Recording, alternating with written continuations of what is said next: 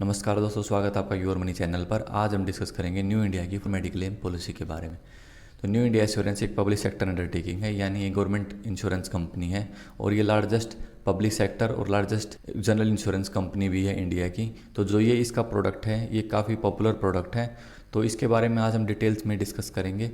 तो वीडियो की शुरुआत करते हैं एल्फ्रेड नॉर्थ व्हाइटहेड के कोट के साथ कि the only simplicity to be trusted is the simplicity to be found on the far side of complexity. तो ये जो पॉलिसी है ये इस कोर्ट को काफ़ी हद तक जस्टिफाई करती है। तो आगे मैं डिस्कस करूँगा कि ये पॉलिसी कैसे एक सिंपल आई विल से कि बहुत अच्छी एक पॉलिसी है। तो इस पॉलिसी में किन किन फैमिली मेम्बर्स को आप कवर कर सकते हैं। आपके अलावा आप अपनी वाइफ, डिपेंडेंट चिल्ड्रंस, पेरेंट्स यदि वो 60 या 60 से कम एज के हैं और आपके ऊपर डिपेंडेंट हैं तो आप उनको कवर कर सकते हैं। और ब्रदर, सिस्टर या फिर वार्ड किसी की गार्जियनशिप आपको मिली हुई है तो आप उसको भी कवर कर सकते हैं। 2 लाख से लेकर 15 लाख तक की ये पॉलिसी परचेज कर सकते हैं। इसके अलावा दोस्तों यदि हम देखते हैं कि जो रूम रेंट में भी इसमें एक लिमिट है, जैसे हॉस्पिटल रूम रेंट इसमें 1% ऑफ सम इंश्योर्ड है और जो आईसीयू की लिमिट है वो 2% ऑफ सम इंश्योर्ड है। तो रूम रेंट में क्या क्या कवर होता है, जैसे कि रूम रेंट में बोर्डिंग एक्सपेंसेस, आपके डीएमओ, आरएमओ, सीएमओ के चार्जेस वगैरह जो भी होते हैं वो भी इंक्लूड होते हैं, नर्सिंग चार्जेस इंक्लूडेड होते हैं। तो ये सभी आपको 1% जो भी आपने सम इंश्योर्ड ऑप्ट किया है उसका 1% तक आपको मिलता है और आईसीयू में ये 2% तक मिलता है।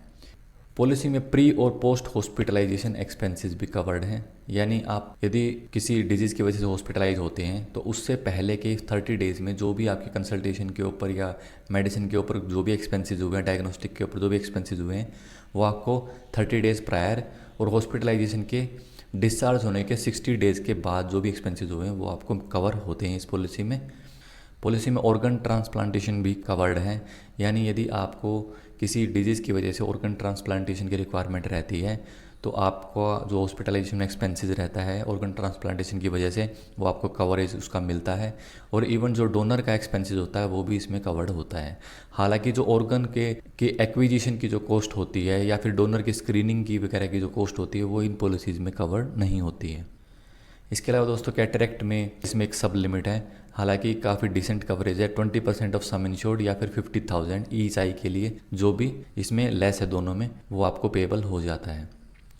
पॉलिसी में डे 1 से आपका न्यूबॉर्न बेबी की कवरेज है, कोई भी आपको एडिशनल इसके लिए प्रीमियम नहीं देना पड़ता उस पॉलिसी पीरियड के लिए जिसमें न्यूबॉर्न बेबी हुआ है। तो लेकिन इसकी कुछ कंडीशंस हैं, जैसे कि मदर जो है प्रेगनेंसी या मैटरनिटी के लिए हॉस्पिटलाइज होनी चाहिए, उसका वो जो मैटरनिटी एक्सपेंसेस है वो कवरेज होना चाहिए उसमें। और जो मदर है वो 24 मंथ तक कॉन्टीन्यूअस पॉलिसी में उसका कवरेज होना चाहिए, यानी थर्ड पॉलिसी से ही आप इसको ले सकते हैं।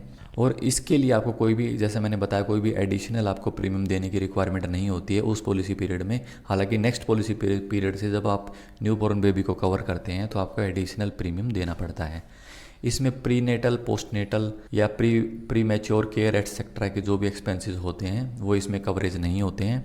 हालांकि इसमें यदि कोई कॉन्जेनिटल एक्सटर्नल कोई एनोमली हो जाती है, जैसे क्लेफ्ट लिफ्ट हो जाता है, कई बार क्लेफ्ट पैलेट हो जाता है बच्चे में, तो वो कवरेज आपको इमीडिएटली नहीं मिलेगा, वो कवरेज आपको 36 मंथ की वेटिंग पीरियड के बाद मिलेगा। लेकिन यदि कोई इंटरनल कोई डिजीज़ हो जाता है बाय बर्थ, वो आपका डे 1 से कवरेज उसका मिल जाएगा। उसके लिए यदि बच्चा हॉस्पिटलाइज होता है तो उसका फिर कवरेज आपको मिलेगा और वो अप टू सम इंश्योर्ड तक आपको मिल जाएगा। पॉलिसी में ऑल्टरनेटिव ट्रीटमेंट जैसे आयुर्वेदा, होम्योपैथी, यूनानी एटसेट्रा भी कवर्ड हैं। हालांकि इनकी एक सब लिमिट है, जैसे 25% ऑफ सम इंश्योर्ड तक ही ये कवरेज आपको मिलता है। हॉस्पिटलाइज होते हैं किसी डिजीज़ की वजह से और जब आप ये ट्रीटमेंट लेते हैं तो ही आपको इनका कवर मिलता है। और हॉस्पिटलाइजेशन भी आपका किसी गवर्नमेंट अप्रूव्ड या NABH अप्रूव्ड आपका कोई हॉस्पिटल होना चाहिए आयुर्वेदिक, तभी आपको ये एक्सपेंसेस मिलते हैं। तो यह बात आपको ध्यान रखनी है। पॉलिसी में हॉस्पिटल कैश की फैसिलिटी भी अवेलेबल है, यानी हर हॉस्पिटलाइजेशन में 0.1% ऑफ सम इंश्योर्ड मिलता है हर दिन के हिसाब से। यानी मान लीजिए 5 लाख की पॉलिसी है तो आपको 500 आपको मिलेगा पर डे के हिसाब से, और जो मैक्सिमम वो up to 1% of sum insured, यानी मैक्सिमम आपको 5000 तक मिलेगा। इसके अलावा दोस्तों पॉलिसी में एम्बुलेंस चार्जेस भी कवर्ड हैं, केवल सरफेस ट्रांसपोर्ट यानी रोड ट्रांसपोर्ट वगैरह ही कवर्ड है और इसमें अप टू 1% ऑफ जो भी आपने सम इंश्योर्ड ऑप्ट किया है वो आपको मिल जाता है। पॉलिसी में एक्सप्लिसिटली मेंशन है कि किस कंडीशन में आपको कुछ बिल्स की पेमेंट भी आपको मिल सकती है। हॉस्पिटलाइजेशन के दौरान जो हॉस्पिटल ने बिल रेज किए हैं आपको वही पेमेंट मिलेगी, लेकिन कई बार कुछ सर्जन या एनेस्थेटिस्ट हैं वो अलग से चार्ज करते हैं, तो उस केस में आपको 10,000 तक की पेमेंट मिल जाएगी यदि आपने कैश में पेमेंट किया है, और 20,000 तक की पेमेंट मिलेगी यदि आपने चेक से पेमेंट किया है। अब आते हैं हम कॉन्जेनाइटल डिजीज़, यानी जो डिजीज़ बर्थ से होते हैं। तो जैसा मैंने पहले भी डिस्कस किया कि जो यदि कॉन्जेनाइटल इंटरनल डिजीज़ हैं न्यूबॉर्न बेबी में, इंटरनल डिजीज़ है, कोई ब्लड रिलेटेड इशू है, कोई हार्ट रिलेटेड इशू है, बाई बर्थ ही है, तो उसकी हॉस्पिटलाइजेशन के एक्सपेंसेस आपको डे 1 से मिल जाते हैं न्यूबॉर्न बेबी में। लेकिन यदि कोई अडल्ट कवर्ड है और उसको पता नहीं है कि भाई उसको कोई इंटरनल कॉन्जेनाइटल डिजीज़ है, या फिर उसको पता चलता है कि पॉलिसी कवरेज के बाद, पॉलिसी खरीदने के बाद उसको पता चलता है कि उसको कॉन्जेनाइटल इंटरनल डिजीज़ है, तो उस केस में आपको ये कवरेज मिल जाती है, हालांकि इसमें 24 मंथ का वेटिंग पीरियड है। सिमिलरली जो कॉन्जेनाइटल एक्सटर्नल डिजीज़ होते हैं, जैसे मैंने बताया कि कुछ डिजीज़ बाय बर्थ होते हैं और जो एक्सटर्नली विजिबल होते हैं आपकी बॉडी में, तो वो उनका कवरेज आपको 36 मंथ की वेटिंग पीरियड्स के बाद ही मिलता है। और इसमें आपको 10% ऑफ जो सम इंश्योर्ड है आपको उसका लिमिट है, ये ही आपको मिलता है। जो सम इंश्योर्ड आपने ऑप्ट किया है उसका 10% तक ही आपको इसमें पेबल होता है। पॉलिसी में हेल्थ चेकअप के लिए भी आपको रिम्बर्समेंट मिल जाता है, लेकिन ये हर 3 ईयर के ब्लॉक के बाद आपको एक बार अवेल आप इसमें कर सकते हैं। मतलब पॉलिसी आपकी जब 3 साल तक आपकी पॉलिसी रहती है, आपने कोई क्लेम नहीं लिया है, तो आप 4th ईयर में आप इसको अवेल कर सकते हैं। इसकी जो रिस्ट्रिक्शन है वो है 5,000 तक आपको ये मिलता है, या फिर 1% ऑफ जो भी आपका सम इंश्योर्ड रहा है आपको वो मिलता है। पॉलिसी में रीइंस्टेटमेंट ऑफ सम इंश्योर्ड की फैसिलिटी भी अवेलेबल है, यानी यदि किसी क्लेम की वजह से आपका सम इंश्योर्ड एग्जॉस्ट हो जाता है तो आपका सम इंश्योर्ड जो है वो दोबारा से रीइंस्टेट हो जाएगा, दोबारा से आपको मिल जाएगा। हालांकि इसमें कुछ कंडीशंस हैं, आपकी जो पॉलिसी है उसमें 5 लाख या उससे ज़्यादा का सम इंश्योर्ड होना चाहिए, तभी आपको ये फैसिलिटी मिलती है। जिस क्लेम की वजह से आपका सम इंश्योर्ड एग्जॉस्ट हुआ है उस क्लेम के लिए या उससे रिलेटेड कॉम्प्लिकेशंस के लिए आपको ये सम इंश्योर्ड नहीं मिलेगा जो भी रीइंस्टेट हुआ है। इसके अलावा यदि किसी डिजीज़ की वजह से आप हॉस्पिटलाइज होते हैं तो ही आप इस जो रीइंस्टेटेड सम इंश्योर्ड आप इसको यूज़ कर सकते हैं, और ये पॉलिसी में आपको केवल एक बार ही मिलता है। इसके अलावा दोस्तों पॉलिसी में कुछ स्पेसिफिक कवरेजेस हैं, उनको मैं डिटेल में कवर करूंगा। फर्स्ट है, यदि डॉक्टर ने आपको ड्रग स्टिमुलेंट या डिप्रेसेंट प्रिस्क्राइब किया है और उसकी वजह से आपको कुछ इश्यूज आते हैं तो वो भी इसमें कवरेज आपको अवेलेबल है, और उसमें 5% जो आपका सम इंश्योर्ड है वो आपको मिलता है, या फिर मैक्सिमम 25,000 आपको पॉलिसी में मिलता है। सेकेंड है आर्टिफिशियल लाइफ मेंटेनेंस, यानी पेशेंट एडमिटेड है लेकिन वो रिस्पॉन्स नहीं कर रहा है, डॉक्टर्स ने डिक्लेयर किया हुआ है कि पेशेंट वेजिटेटिव स्टेट में नहीं है, हालांकि वो रिस्पॉन्ड नहीं कर रहा है और लाइफ सपोर्ट पर है, लाइफ सपोर्ट मशीन्स वो यूज़ कर रहा है, तो ऐसे केस में मैक्सिमम 15 डेज तक पॉलिसी कवर करती है और up to 10% of sum insured आपको पे हो जाता है। यानी यदि आप 15 लाख की पॉलिसी लेते हैं तो मैक्सिमम आपको 1.5 लाख तक ही मिलेगा इस केस में। नेक्स्ट है mental illness, stress, psychological disorder and neuro degenerative disorders. Mental illness इस पॉलिसी में कवर्ड है, हालांकि इसका एक वेटिंग पीरियड है, ये आपको 5th पॉलिसी से यानी 48 मंथ के वेटिंग पीरियड के बाद ही आपको इसका कवरेज मिलता है, और पॉलिसी में इसकी सब लिमिट है, यानी 25% ऑफ जो सम इंश्योर्ड है उतना ही आपको इसका कवरेज मिलता है। मेंटल इलनेस के केस में और भी कंडीशंस हैं, जैसे कि मेंटल इलनेस की वजह से हॉस्पिटलाइजेशन होगा तभी आपको ये कवरेज मिलता है, ओपीडी पर या फिर आप कोई थेरेपी लेते हैं तो उसका कवरेज इसमें नहीं मिलता है। पॉलिसी में एक्सप्लिसिटली मेंशन है कि इन मेंटल इलनेस के लिए आपको ये कवरेज अवेलेबल है, जैसे मेजर डिप्रेसिव डिसऑर्डर है जहाँ पर पेशेंट एग्रेसिव या वॉयलेंट है, एक्यूट साइकोटिक कंडीशंस हैं जिसमें एग्रेसिव वॉयलेंट बिहेवियर या हेलुसिनेशंस हैं, सिजोफ्रेनिया है, बाइपोलर डिसऑर्डर है। यदि इनकी वजह से आप हॉस्पिटलाइज होते हैं तो आपको ये कवर मिलता है, वो भी आपको 5th पॉलिसी ऑनवर्ड्स ही मिलेगा। पबर्टी या मीनोपॉज रिलेटेड कोई डिसऑर्डर होते हैं, यदि कोई साइकोलॉजिकल कंडीशंस एसोसिएटेड होती है पबर्टी की वजह से या मीनोपॉज की वजह से, मीनोपॉज ब्लीडिंग या फ्लशिंग होती है और उसकी वजह से आपको हॉस्पिटलाइजेशन होना होता है, तो ही आपको एक कवरेज मिलता है, और इसमें 24 मंथ का वेटिंग पीरियड है, और इसकी जो लिमिट है वो 25% ऑफ सम इंश्योर्ड है। इसके अलावा दोस्तों age related macular degeneration ARMD का कवरेज भी पॉलिसी में मैंशनड है। ये कवरेज काफ़ी पॉलिसीज़ में आपको नहीं मिलता है, इस पॉलिसी में इसको कवर किया गया है, हालांकि ये 48 मंथ के वेटिंग पीरियड के बाद ही मिलेगा। इसमें कुछ इंट्राविट्रल इंजेक्शंस लगते हैं जिनकी कॉस्ट काफ़ी हाई होती है, तो इसलिए रिटेल पॉलिसीज़ में, यानी जो पॉलिसी आप खरीदते हैं उनमें जनरली ये कवर नहीं होता है। ये IRDA की गाइडलाइंस के बाद कुछ पॉलिसीज़ ने इनको कवर करना स्टार्ट किया है, तो इस पॉलिसी में ये कवरेज आपको अवेलेबल है और इसमें 10% ऑफ सम इंश्योर्ड की लिमिट है, या फिर मैक्सिमम ये 75,000 आप पर पॉलिसी पीरियड देते हैं। इसके अलावा बिहेवियरल और न्यूरो डेवलपमेंटल जो डिसऑर्डर जैसे डिसलेक्सिया या स्टैमरिंग होती है या अडल्ट पर्सनैलिटी डिसऑर्डर होते हैं, वो भी इस पॉलिसी में कवर्ड है। हालांकि इनके लिए 24 मंथ का वेटिंग पीरियड है और जो इसकी लिमिट है वो भी 25% ऑफ सम इंश्योर्ड जो भी आपने ऑप्ट किया है वो है। इसके अलावा पॉलिसी में जेनेटिक डिजीज़ या डिसऑर्डर्स भी कवर्ड है। इसकी भी लिमिट 25% ऑफ सम इंश्योर्ड है और वेटिंग पीरियड 48 मंथ्स है। पॉलिसी में मॉडर्न ट्रीटमेंट्स, जो 12 मॉडर्न ट्रीटमेंट्स हैं वो एक्सप्लिसिटली मेंशन्ड हैं, उनका कवरेज अवेलेबल है, सबकी लिमिट भी दी हुई है। जैसे बैलून साइनोप्लास्टी है वो 20% ऑफ सम इंश्योर्ड या फिर मैक्सिमम अप टू 2 लाख तक कवर्ड है। ओरल कीमोथेरेपी भी कवर्ड है, रोबोटिक सर्जरीज, इंट्राविट्रल इंजेक्शंस, ब्रोंकियल थर्मोप्लास्टी, ये सभी जो मॉडर्न ट्रीटमेंट हैं 12 मॉडर्न ट्रीटमेंट, इनका कवरेज आपको इस पॉलिसी में मिलता है। पॉलिसी में अब हम बात करते हैं कि क्या क्या वेटिंग पीरियड्स अवेलेबल हैं। यदि प्री एग्जिस्टिंग कोई आपको डिजीज या कंडीशन है, जो मैंने किसी दूसरी वीडियो में आपको एक्सप्लेन भी किया हुआ है, जिसका लिंक मैंने डिस्क्रिप्शन में दिया हुआ, आप चेक कर सकते हैं कि क्या मीनिंग होता है प्री एग्जिस्टिंग डिजीज या कंडीशन का। यदि कोई प्री एग्जिस्टिंग डिजीज या कंडीशन आपको है तो उसका जो कवरेज है वो आपको 5th पॉलिसी ऑनवर्ड मिलेगा, यानी 48 मंथ के वेटिंग पीरियड के बाद ही मिलेगा। दोस्तों ध्यान रखिएगा, प्री एग्जिस्टिंग डिजीज केवल वही कवर होंगे जिसको आप पॉलिसी लेते हुए आप डिक्लेयर करते हैं और इंश्योरेंस कंपनी उस डिक्लेरेशन को एक्सेप्ट कर लेती है। यदि आपको कोई डिजीज़ है, आप नहीं बताते हैं, आप इंश्योरेंस पॉलिसी ले सकते हैं, तो आप ये मान के चलिए कि आप जो प्रीमियम भर रहे हैं वो वेस्ट है, क्योंकि उसका कवरेज आपको नहीं मिलने वाला है। तो ये आप ध्यान रखिएगा। और यदि आपको और डिटेल में देखना है तो प्लीज़ वीडियो जो दी हुई है डिस्क्रिप्शन में उसको देखिएगा। इसके अलावा दोस्तों फर्स्ट पॉलिसी आप परचेज करते हैं उसमें फर्स्ट 30 डेज तक जो इलनेस से रिलेटेड कवरेज होते हैं वो नहीं मिलते हैं, हालांकि एक्सीडेंटल कवरेज आपको मिलते हैं। यानी 31st डे से आपके सभी इलनेस या जो भी एक्सपेंसेस हैं हॉस्पिटलाइजेशन के वो आपको मिलने स्टार्ट हो जाते हैं। ये जो कंडीशन है केवल फर्स्ट पॉलिसी के लिए है। इसके अलावा कुछ स्पेसिफिक डिजीज़ होते हैं, उनके लिए भी पॉलिसी में कुछ वेटिंग पीरियड होता है और वो वेटिंग पीरियड 3 टाइप का है। वो स्पेसिफिक डिजीज़ मैंने आगे एक्सप्लेन किए हुए हैं। कुछ का वेटिंग पीरियड 90 डेज़ का है, कुछ का 24 मंथ का है, कुछ का 48 मंथ का है। तो हम देखते हैं कि 90 डेज़ का वेटिंग पीरियड किन स्पेसिफिक डिजीज़ के लिए है। अब यहाँ पर ये जो कंडीशन है ये लेटेस्ट IRDA गाइडलाइंस के अकॉर्डिंग है और इसमें 90 डेज़ के बाद ये तीनों कंडीशंस आपकी कवर हो जाती हैं, जिसमें डायबिटीज़ मेलाइटिस है, हाइपरटेंशन और कार्डियक कंडीशंस हैं। अब देखिए दोस्त, आप यहाँ पे कंफ्यूज हो सकते हैं, आपको लगेगा कि इसमें डायबिटीज़ मेलाइटिस 90 डेज़ के बाद कवर्ड है तो आप ये पॉलिसी परचेज़ कर लेते हैं, और यदि आप ऑलरेडी डायबिटिक हैं तो आप 91 डे से आपको लगता है कि ये कवरेज आपको मिल जाएगा। ऐसा बिल्कुल भी नहीं है। यदि आप डायबिटिक हैं, हाइपरटेंसिव हैं या आपको कोई कार्डियक कंडीशन है, यदि आपको पॉलिसी लेने से पहले वो कंडीशन है, वो कंडीशन फिर आपकी पॉलिसी में प्री एग्जिस्टिंग डिजीज़ के अंडर फॉल करेगी।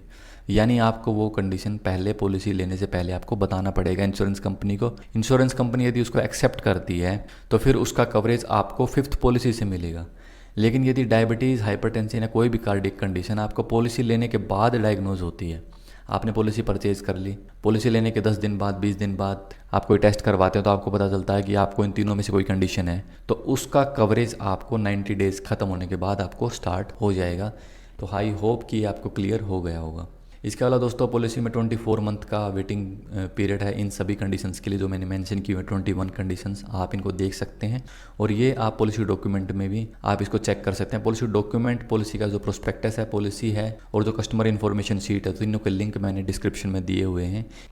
इसके अलावा पॉलिसी में जो 48 मंथ का वेटिंग पीरियड है, जैसे कि जो जॉइंट्स रिलेटेड कंडीशंस होती हैं, आर्थराइटिस होता है जैसे जिसमें हमें नी रिप्लेसमेंट वगैरह की सर्जरी की रिक्वायरमेंट होती है, तो ये 48 मंथ के बाद कवर होते हैं। जैसा कि मैंने बताया मेंटल इलनेस, साइकोलॉजिकल डिसऑर्डर्स वगैरह की कवरेज भी आपको 48 मंथ के बाद मिलती है। ARMD, age related macular degeneration या फिर जेनेटिक डिसऑर्डर्स, ये सभी मैंने पहले कवर किए हुए हैं, तो इनकी जो कवरेज आपको वो 5th पॉलिसी ऑनवर्ड ही मिलेगी। पॉलिसी में आप सम इंश्योर्ड को, यदि मान लीजिए आपने पॉलिसी 5 लाख की पॉलिसी ली है और आपको लगता है कि 5 लाख काफ़ी कम है और हम इसको बढ़ा लेते हैं सम इंश्योर्ड को, तो उसके लिए भी पॉलिसी में एक्सप्लिसिटली बताया हुआ है कि आप किस स्लैब तक आप सम इंश्योर्ड बढ़ा सकते हैं। यदि आपकी एज 50 से कम है तो आप 15 लाख तक आप इसको बढ़ा सकते हैं, कोई इश्यू नहीं है। लेकिन यदि आपकी एज 51 से 60 के बीच में है तो आप नेक्स्ट 2 स्लैब तक ही आप बढ़ा सकते हैं। यानी यदि आपकी 5 लाख है तो आप उसके जो नेक्स्ट 2 स्लैब है, मान लीजिए नेक्स्ट 2 स्लैब 7 लाख और 9 लाख हैं, तो आप मैक्सिमम 9 लाख तक ही आप इसको कवर बढ़ा सकते हैं यहाँ पे। और यदि आपकी एज 61 से 65 ईयर तक है तो आप केवल एक स्लैब ही बढ़ा सकते हैं, नेक्स्ट स्लैब ही आप सम इंश्योर्ड बढ़ा सकते हैं। और कुछ कंडीशंस इन्होंने बताई हुई है कि वहाँ पर आप सम इंश्योर्ड स्लैब बढ़ा ही नहीं सकते, 65 ईयर के बाद आप नहीं बढ़ा सकते हैं। यदि आप प्रीसीडिंग 2 ईयर्स में आपने क्लेम्स लिए हैं तो आप सम इंश्योर्ड एनहांस नहीं कर सकते हैं। यदि आपको कोई डिजीज़ है, जैसे डायबिटिक है, हाइपरटेंसिव है, या कोई क्रोनिक इलनेस है, या कोई रिकरिंग इलनेस या क्रिटिकल इलनेस है, तो उस केस में भी आप सम इंश्योर्ड नहीं बढ़ा सकते हैं। तो मैंने ये पॉइंट इसलिए डिस्कस किया है कि आप जब भी पॉलिसी परचेज़ करें तो आप सफिशिएंट सम इंश्योर्ड रखें, क्योंकि ये जैसे जैसे एज बढ़ती है वैसे वैसे आपको सम इंश्योर्ड को जो एनहांस करना है वो और डिफ़िकल्ट हो जाता है। तो आप एक ऑप्टिमम कवर लेके चलें आपकी फाइनेंशियल कंडीशंस और एज के हिसाब से। पॉलिसी में कुछ ऑप्शनल कवर हैं, जैसे कि मैंने बताया कि इसमें रूम रेंट के ऊपर, आईसीयू रूम रेंट के ऊपर लिमिट है, लेकिन यदि आप कुछ एडिशनल प्रीमियम पे कर देते हैं तो आप इसको अवेल कर सकते हैं, वो फिर प्रोपोर्शनल डिडक्शन क्लॉज नहीं लगेगा। यानी जो रूम रेंट होता है, कुछ चार्जेस रूम रेंट से लिंक्ड होते हैं, जैसे कंसल्टेशन फीस, एनेस्थेटिस्ट फीस। यदि आपको एलिजिबल रूम रेंट लिमिट है मान लीजिए 5000 और आप 10,000 के रूम में आप एडमिट हो जाते हैं, तो आपको इनसे रिलेटेड एक्सपेंसेस जो मैंने बताया वो आपको उस रूम के हिसाब से पे करने पड़ते हैं। लेकिन यदि आप ये कंडीशन ऑप्ट कर लेते हैं, ये ऑप्शन ऑप्ट कर लेते हैं नो प्रोपोर्शनल डिडक्शन का, जो कि 2 लाख या उससे अबो के सम इंश्योर्ड में अवेलेबल है, तो आपको केवल जो एडिशनल जो रूम रेंट है, जो डिफरेंस है दोनों का, जो आपकी एलिजिबल रूम रेंट की लिमिट है जैसे 5000 और आपने ऑप्ट किया 10,000 का, तो आपको केवल एडिशनल 5000 पे करना पड़ेगा हॉस्पिटलाइजेशन के दौरान। लेकिन जो भी एक्सपेंसेस हैं, surgeon fees, consultation fees, anaesthetist fees, oxygen charges, blood charges, इनका जो भी डिफरेंस है वो फिर पॉलिसी बियर करेगी, आपको उनके एडिशनल एक्सपेंसेस नहीं देने पड़ेंगे। इसके अलावा पॉलिसी में मैटरनिटी के एक्सपेंसेस भी कवर्ड हैं, जिसमें कि 5 लाख या उससे अबो की पॉलिसी में ये अवेलेबल है। ये आप ध्यान रखिएगा कि मैटरनिटी एक्सपेंसेस जब कवर होगा तो ही आपको न्यूबॉर्न बेबी का कवरेज मिलेगा। तो यदि आपको न्यूबॉर्न बेबी का कवरेज मिलेगा तो आपको 5 लाख या उससे अबो की पॉलिसी ऑप्ट करनी पड़ेगी। और इसके बाद जो 36 मंथ का वेटिंग पीरियड है इसमें, और आपको 2 जो बर्थ की से या सर्जरी से रिलेटेड जो भी एक्सपेंसेस हैं वो आपको इसमें मिलते हैं। पॉलिसी में आप जो कैटरेक्ट की लिमिट यदि आपको लगता है कि काफ़ी कम है तो आप उसको भी एनहांस कर सकते हैं कुछ एडिशनल प्रीमियम पे करने के बाद। हालांकि ये जो ऑप्शन है ये आप 8 लाख या उससे अबो के सम इंश्योर्ड में ही अवेलेबल है। और जो इसका जो वेटिंग पीरियड है, इस ऑप्शनल कवर को लेने के बाद भी आपको 36 मंथ का वेटिंग पीरियड रहेगा, उसके बाद ही आपको ये एडिशनल एक्सपेंसेस मिलेंगे। हालांकि ये जो एक्सपेंसेस हैं ये ओवर एंड अबो एक्सपेंसेस हैं जो कि पॉलिसी में मेंशन है, यानी 50,000 या 20% ऑफ सम इंश्योर्ड ऑलरेडी आपको मिलता है ईच आई के लिए। लेकिन यदि आप ये ऑप्ट कर लेते हैं तो फिर आपको एडिशनल ये एक्सपेंसेस भी मिलेंगे। यदि 8 लाख की पॉलिसी लेते हैं तो 80,000 एक्स्ट्रा मिलेगा, 10 लाख की पॉलिसी लेते हैं तो 1 लाख आपको एडिशनल मिलेगा। तो ये एडिशनल एक्सपेंसेस हैं, ना कि टोटल कैटरेक्ट एक्सपेंसेस। उसके बाद दोस्तों यदि आप पॉलिसी में वॉलंटरली कोई को पे ऑप्ट कर लेते हैं, यदि मान लीजिए आपने पॉलिसी ले ली 5 लाख की, कोई क्लेम आया उस पॉलिसी में 4 लाख का, आपने वॉलंटरी को पेमेंट ऑप्ट किया 20%, तो आप 4 लाख के क्लेम में आपने 80,000 आपको खुद से बियर करना पड़ेगा। लेकिन इस कंडीशन में क्या होगा कि जो भी आपकी 5 लाख की पॉलिसी में प्रीमियम, मान लीजिए 5 लाख की पॉलिसी में 20,000 आपका प्रीमियम है, तो उस पर आपको 15% डिस्काउंट मिल जाता है, यानी आपको 3,000 डिस्काउंट मिल जाता है। इसके अलावा दोस्तों यदि आप पॉलिसी परचेज़ करते हैं तो आपको प्री एक्सेप्टेंस मेडिकल चेकअप के लिए आपको जाना पड़ता है। उसके लिए यदि आपकी एज 50 या उससे कम की है तो आपको ये चेकअप की रिक्वायरमेंट नहीं रहती है। हालांकि 50 से लेके 60 तक के एज ग्रुप में आपको रिक्वायरमेंट रहती है मेडिकल चेकअप की, लेकिन कुछ कंडीशंस में ये रिक्वायरमेंट रिलैक्स्ड है। यदि पॉलिसी में आपकी 3 मेंबर्स का कवरेज है और एटलीस्ट एक मेंबर जो है उनमें 35 से कम एज ग्रुप का है, तो उस केस में आप को उसकी रिक्वायरमेंट नहीं रहती है मेडिकल चेकअप की। हालांकि यदि आपकी एज 60 से ज़्यादा है या फिर आपकी कोई मेडिकल एडवर्स हिस्ट्री रही है तो उस केस में आपको मेडिकल चेकअप की रिक्वायरमेंट हमेशा रहेगी। और यदि आपका प्रपोजल एक्सेप्ट कर लेती है कंपनी तो 50% जो भी कॉस्ट लगी है मेडिकल चेकअप की वो आपको मिल जाता है। यदि एक्सेप्ट नहीं होता है तो आपको पूरा का पूरा एक्सपेंस बियर करना पड़ता है। इस पॉलिसी में क्यूमुलेटिव बोनस की फैसिलिटी भी अवेलेबल है। यदि आपका कोई क्लेम फ्री ईयर रहता है तो आपका 25% आपका सम इंश्योर्ड एनहांस हो जाएगा नेक्स्ट ईयर, और जो मैक्सिमम एनहांसमेंट है 50% ऑफ सम इंश्योर्ड है। यानी यदि 5 लाख की आपके पास पॉलिसी है और आपका क्लेम फ्री ईयर रहता है नेक्स्ट 2 साल, तो आपका मैक्सिमम जो सम इंश्योर्ड है वो जो बढ़ेगा वो आप 7.5 लाख तक ही होगा। अब हम देख लेते हैं दोस्तों इसकी जो प्रीमियम की जो टेबल है वो कैसी है। तो आप देख सकते हैं 18 से लेके और 65 ईयर्स तक के एज ग्रुप का इन्होंने प्रीमियम दिया हुआ है। तो जो मैंने कोट डिस्कस इसलिए किया था कि इसमें इन्होंने हर चीज़ क्लियरली एक्सप्लेन किया है, इवन प्रीमियम टेबल भी समझ आ जाएगा। आप भी इजीली आप कैलकुलेट कर सकते हैं कि आपका कितना प्रीमियम बनेगा आपकी फैमिली का इस टेबल के अकॉर्डिंग। टेबल का लिंक मैंने डिस्क्रिप्शन में दिया हुआ है। यदि आपको प्रीमियम आपको काउंट करना है तो आप सिंपली उसमें जाके भी काउंट कर सकते हैं। कोई भी ऑप्शनल कवर आप चूज़ करते हैं तो उसके लिए आपको एडिशनल प्रीमियम देना पड़ेगा। ऑप्शनल कवर का मैटरनिटी एक्सपेंसेस का भी टेबल है और कैटरेक्ट के लिए जो भी आपको रिवाइज्ड लिमिट आप लेते हैं तो उसका भी आपको प्रीमियम दिया हुआ है। हालांकि दोस्तों पॉलिसी में एक इम्पोर्टेंट पॉइंट और है कि इसमें प्रीमियम पर लोडिंग लगती है यदि आप जैसे ही एज 65 क्रॉस करते हैं तो जैसे 65 एज आप क्रॉस करेंगे तो आपका जो प्रीमियम है 61 टू 65 एज ग्रुप का जो भी प्रीमियम है उस प्रीमियम में 2.5% की लोडिंग लगाती है कंपनी। पॉलिसी में डिस्काउंट कैसे ले सकते हैं आप प्रीमियम में? यदि आपके 2 मेंबर्स कवर्ड हैं फैमिली फ्लोटर में तो आपको 5% डिस्काउंट मिलता है। यदि 3 मेंबर कवर्ड हैं तो आपको 10% डिस्काउंट मिलता है प्रीमियम में। और यदि 4 या उससे ज़्यादा मेंबर कवर्ड हैं तो आपको 15% डिस्काउंट मिलता है। तो पॉलिसी को डिस्कस करने का मेरा मोटिव मेनली ये था कि ये पॉलिसी काफ़ी सिंपल है। जो कवरेज पॉलिसी में होने चाहिए वो इन्होंने एक्सप्लेन किए हैं। यदि आपको आपकी लोडिंग लगेगी तो इन्होंने बताया कि आपकी लोडिंग लगेगी। यदि आप सम इंश्योर्ड एनहांस कर सकते हैं तो बताया है कि कहाँ कैसे एनहांस आप कर सकते हैं और कितने लेवल तक आप एनहांस कर सकते हैं। तो मेन पॉइंट है कि पॉलिसी में जो भी कवरेज हैं वो बहुत ही क्लियरली मेंशन्ड है। तो इसलिए मुझे पॉलिसी काफ़ी अच्छी लगी और मैंने आपके सामने इसको डिस्कस किया। इससे रिलेटेड यदि आपकी कोई भी क्वेरी है, पॉलिसी से रिलेटेड कोई भी क्वेरी है तो प्लीज़ कमेंट में ज़रूर लिखिएगा। I will surely reply late हो सकता है, 2 दिन 4 दिन लग सकते हैं, but I will try to reply if the question is logical. तो थैंक यू दोस्तों for watching this video. Thank you for your time.